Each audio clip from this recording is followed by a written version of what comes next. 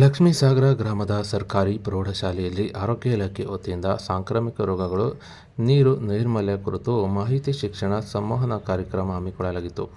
ಇನ್ನು ಎನ್ಎಚ್ಎಂ ಅಡಿಯಲ್ಲಿ ಶುಕ್ರವಾರ ಮಧ್ಯಾಹ್ನ 3 ಗಂಟೆಗೆ ಪ್ರೌಢಶಾಲಾ ವಿದ್ಯಾರ್ಥಿಗಳಿಗೆ ಪ್ರಬಂಧ ಸ್ಪರ್ಧೆ ಏರ್ಪಡಿಸುವ ಮುನ್ನ ಆರೋಗ್ಯ ಕಾರ್ಯಕ್ರಮಗಳು ಮತ್ತು ಸಾಂಕ್ರಾಮಿಕ ರೋಗಗಳು, ನೀರು ನೈರ್ಮಲ್ಯ ಕುರಿತು ಮಾಹಿತಿ ಶಿಕ್ಷಣ ಸಂವಹನ ಕಾರ್ಯಕ್ರಮ ಹಮ್ಮಿಕೊಂಡಿತ್ತು. ಈ ವೇಳೆ ತಾಲೂಕು ಆರೋಗ್ಯ ಶಿಕ್ಷಣಾಧಿಕಾರಿ ಎನ್ಎಸ್ ಮಂಜುನಾಥ್ ಮಾತನಾಡಿದ್ದು, ರಾಷ್ಟ್ರೀಯ ಆರೋಗ್ಯ ಕಾರ್ಯಕ್ರಮಗಳು ಸಾರ್ವಜನಿಕರ ಆರೋಗ್ಯ ಕಾಪಾಡಿಕೊಳ್ಳಲು ಬಹುಮುಖ್ಯ ಯೋಜನೆಗಳಾಗಿವೆ.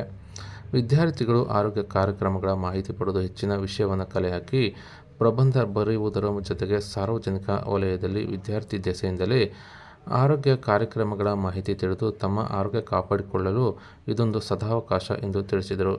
ಇನ್ನು ಚಿತ್ರದುರ್ಗ ತಾಲೂಕು ಕ್ಷೇತ್ರ ಆರೋಗ್ಯ ಶಿಕ್ಷಣಾಧಿಕಾರಿ ಬಿ. ಮುಗಪ್ಪ ಅವರು ಮಾತನಾಡಿದ್ದು, ಮನುಕುಲಕ್ಕೆ ಸಾಂಕ್ರಾಮಿಕ ರೋಗಗಳು ತುಂಬ ಹಾನಿಯನ್ನು ಉಂಟು ಮಾಡುತ್ತಿದ್ದು, ಕೋವಿಡ್-19, HIV, ಕ್ಷಯ, ಕುಷ್ಠ, ಮಲೇರಿಯಾ, ಡೆಂಗ್ಯೂ, ಚಿಕನ್ ಗುನ್ಯಾ, ಕಲುಷಿತ ಆಹಾರ ಮತ್ತು ಕಲುಷಿತ ನೀರಿನಿಂದ ಹರಡುವ ರೋಗಗಳಾದ ಕರುಳುಬೇನೆ, ಕಾಲರಾ, ಟೈಫಾಯ್ಡ್ ಹರಡದಂತೆ ಸರ್ವರು ನಿಗಾ ವಹಿಸುವುದು ಒಳ್ಳೆಯದು.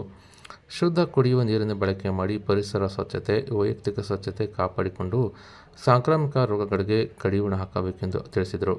ಇನ್ನು ಶಾಲಾ ಮುಖ್ಯ ಶಿಕ್ಷಕ ತಿಪ್ಪೇಸ್ವಾಮಿ ಮಾತನಾಡಿದ್ದು, ಆರೋಗ್ಯ ಕಾರ್ಯಕ್ರಮಗಳು ಪ್ರೌಢಾವಸ್ಥೆಯ ವಿದ್ಯಾರ್ಥಿಗಳಿಗೆ ತುಂಬ ಉಪಯುಕ್ತವಾದದ್ದು.